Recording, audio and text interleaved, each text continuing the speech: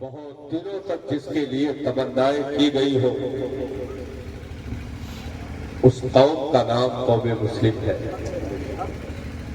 جنہیں پیدا ہوتے ہی مصطفیٰ جان رحمت سے سجدے میں سر رکھ کر یاد کیا ہو اس قوم کا نام قوم مسلم ہے۔ پوری زندگی نبی جس کے لیے غمگین رہے ہو، سجدوں کو لمبا کر دیا ہو، ام المومنین فرماتی ہے رات کی تاریکی میں اٹھی، زمین ٹٹولتے ہوئے وہاں تک پہنچ گئی جہاں سے سسکیاں آ رہی تھی، زمین آنسوؤں سے تر ہو چکی تھی۔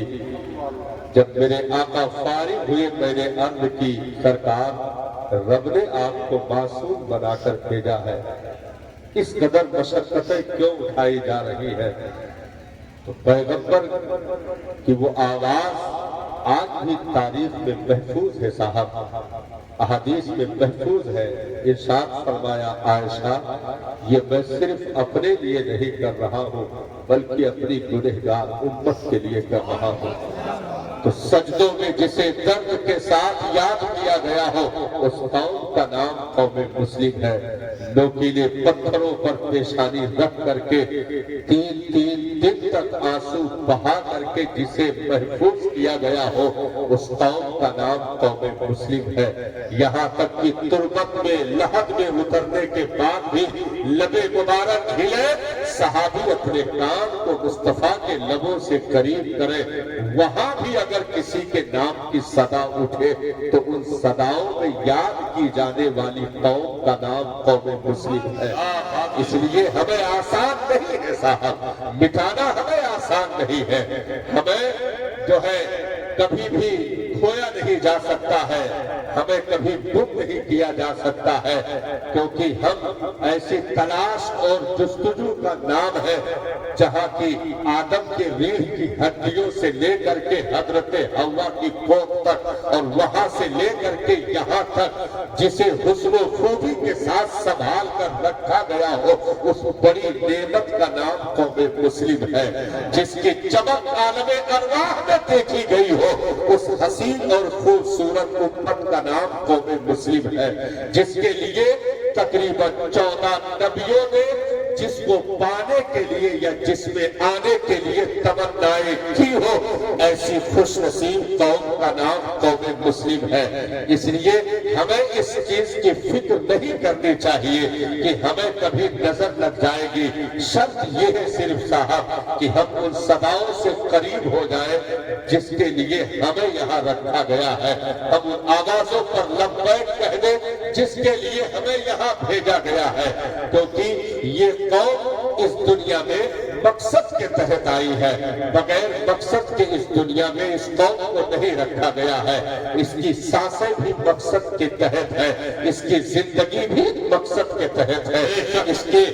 بچپن سے لے کر کے جوانی اور بڑھاپے میں قدم رکھنے کے تمام تر وہ مراحل وہ ایام بھی ایک مقصد کے تحت ہے۔ ہمیں بے مقصد اس دنیا میں نہیں رکھا گیا ہے، کیونکہ ہماری آبرو اور ہماری بقا کی تاریخ ہے کسی اور نے نہیں لکھی ہے، پیغمبر آخر الزمان نے ہماری بقا کی تاریخیں لکھ دی ہے۔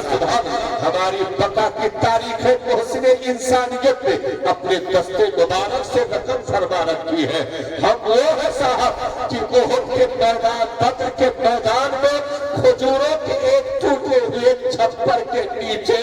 اس قدر رو کر بچانے کی دعا مصطفیٰ نے مانگی ہو کہ میرے مالک آج مٹھی بھر یہ دن کے چن چن کر کے جو ایک نشیمت تیار کیا ہے اگر آج یہ مٹ گئے تو لن توبت ابدا، قیامت تک تو پھر تیرا نام لینے والا اس زمین پر کوئی آئے گا نہیں۔ میرے مالک انہیں بچا لے، تو جس کے بچانے کی صدا بدر کے کلیجے پر ایک جھوپڑی کے نیچے مصطفیٰ جان رحمت نے کی ہو ایسے خوش نصیبوں کا نام قوم مسلم ہے۔ اس لیے ہمیں صاحب نظر نہیں لگ سکتی ہے، شرط یہ ہے ہم ان صداؤں سے قریب ہو جائیں جس کے لیے ہمیں یہاں رکھا گیا ہے، ہم اس کامیابی کی صداؤں پر کان دھریں۔ اس دنیا میں ایک واحد مقام ہے صاحب، ایک واحد جگہ ہے اور واحد دامن ہے، واحد قوم ہے، واحد ذات ہے،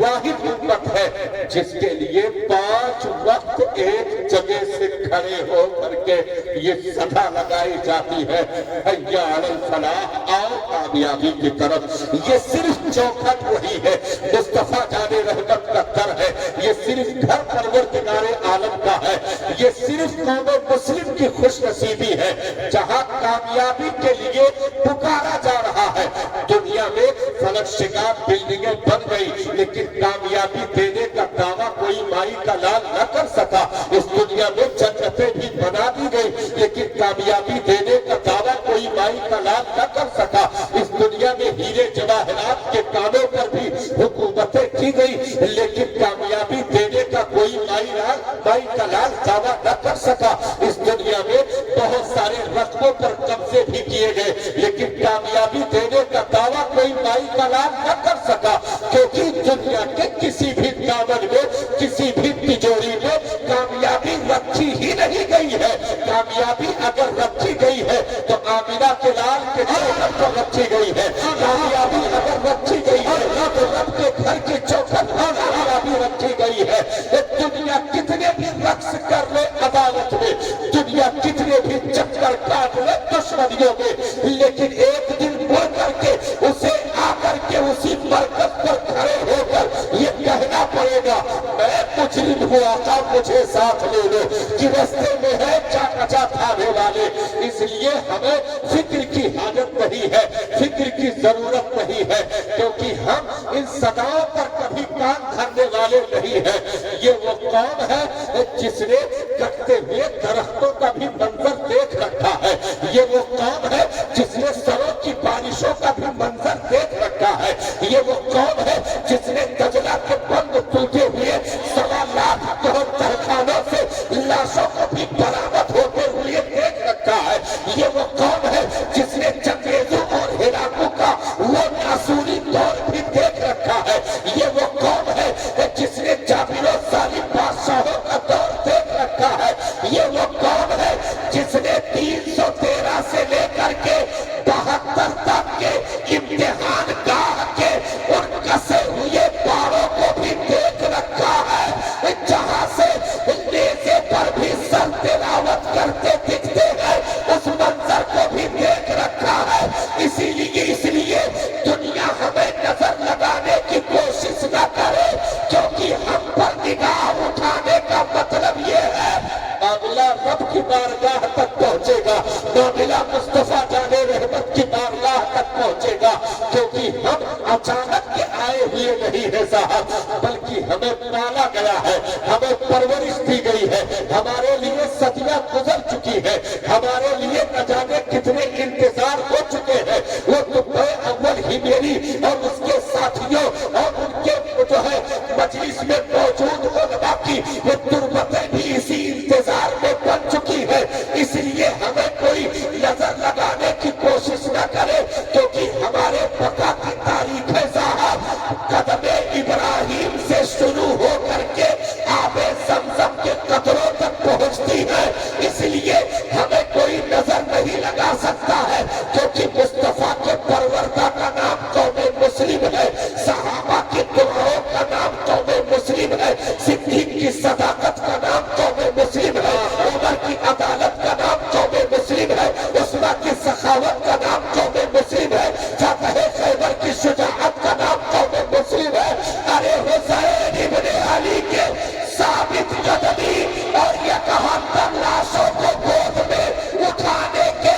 صبر کے منظر کا نام قوم مسلم ہے۔ نعرہ تکبیر، نعرہ رسالت، نصرت اعلیٰ حضرت علامہ کمال الدین صاحب رضوی۔ اس لیے ہمیں ایک مقصد کے تحت جینا ہے صاحب، ہم اور فور چلے صاحب تو بڑی تاریخوں پر اثر پڑ جائیں گے، نہ جانے کتنی امیدوں پر پانی پھر جائے گا، اس لیے ہم بہ کے صاحب تو کارواں کھو جائے گا۔ مجھے رہزنوں سے گلا نہیں، تیری رہبری کا سوال ہے، ہم سے پوچھا جائے گا بنی اسرائیلیوں کے تعلق سے ہم سے پوچھا جائے گا، قوم لوط کے تعلق سے ہم سے پوچھا جائے گا، کیونکہ ہم ذمہ داروں میں آتے ہیں صاحب، ہمیں اچانک میں نہیں رکھا گیا ہے، ہم ذمہ دار قوم کی حیثیت سے اس زمین پر اتارے گئے ہیں۔ نبی نے ارشاد فرمایا 120 لائنوں میں میدان محشر میں ساری امتیں کھڑی ہو جائے گی، لیکن اس میں 80 صف میری امت کی کھڑی ہوگی۔ 120 میں 80 صف میرے مصطفیٰ جانے رحمت کی امت کھڑی ہوگی، جس میں غریب نواز کا چمکتا چہرہ بھی موجود ہوگا، غوث آدم کا چمکتا مکھڑا بھی موجود ہوگا، اور اعلیٰ حضرت جیسے عاشق زار بھی وہاں جھوم رہے ہوگے، صابر پاک کلیری جیسی ہستیاں بھی ان صفوں میں کھڑی ہوگی۔ ایسی مقدس جماعتوں کو ان کی محبتوں کو کلیجوں سے لگا کر کے اپنی امانتیں بنا کر چلنے والے امینوں کا نام قوم مسلم ہے۔ اس لیے ہمیشہ پھونک پھونک کر قدم رکھنا ہوگا، کیونکہ بچہ بہکتا ہے تو بچپن پہ ڈال دیا جاتا ہے، پاگل بہکتا ہے تو پاگل پن پہ ڈال دیا جاتا ہے، شرابی بہکتا ہے تو نشے پر ڈال دیا جاتا ہے، لیکن تم اگر بہکو گے تو سوال ہو کر رہے گا، تم اگر بہکو گے تو پوچھا جائے گا، کیونکہ تم اور زندگی گزارنے کے لیے نہیں آئے ہو۔ سب سے بڑی چیز اس قوم کی یونٹ ہے، اس قوم کی یکجہتی ہے، اور اس قوم کے یکتا کا پاور ہے۔ سب سے بڑی حکمت جو پیغمبر نے اس دنیا میں، ہمیں سیرت کے فلسفے کو سمجھنا ہوگا صاحب، ہمیں سیرت کے فلسفے کو سمجھنے کی کوشش کرنی ہوگی، کیونکہ اس دنیا میں نبی صرف نماز روزے کے لیے نہیں آئے صاحب، اس دنیا میں صرف کتاب و حکمت کے لیے نبی کی آمد نہیں ہوئی ہے، بلکہ سیاست کے سب سے اعلیٰ پائیدان پر اگر کوئی بیٹھتا ہے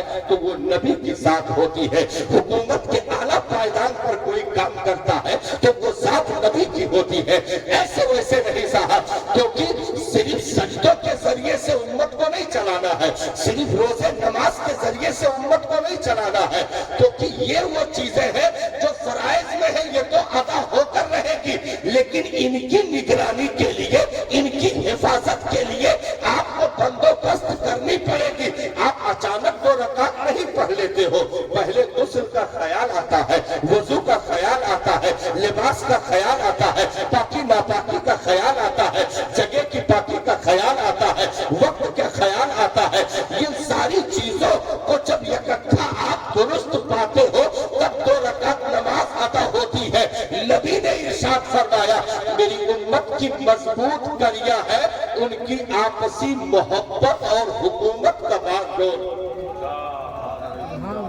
میری امت کی مضبوط کڑیاں ہے حکومت کا باغ جوڑ۔ اول نمبر پہ نبی نے اس کو ذکر فرمایا،